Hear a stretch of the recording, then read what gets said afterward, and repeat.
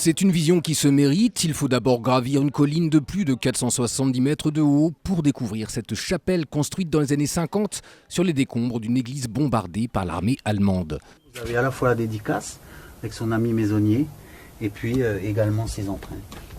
Le Corbusier n'avait pas l'habitude à la fois de construire des lieux de culte, pour lui qui était quand même agnostique, et en plus de ça, sa passion c'était plutôt l'urbanisme et l'habitat. Venir construire un édifice comme la chapelle dans un lieu isolé, pour lui ça a dû être une prouesse. On retient du grand architecte suisse essentiellement ses œuvres d'habitat collectif, comme la célèbre cité radieuse à Marseille, où écoles, commerces, piscines et laveries sont regroupés dans le même ensemble.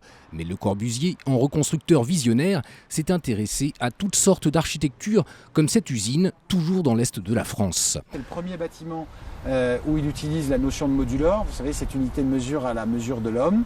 C'est aussi le premier bâtiment où il utilise une structure qui existait, une usine du 19e siècle, qui fait partie de l'ossature de l'usine.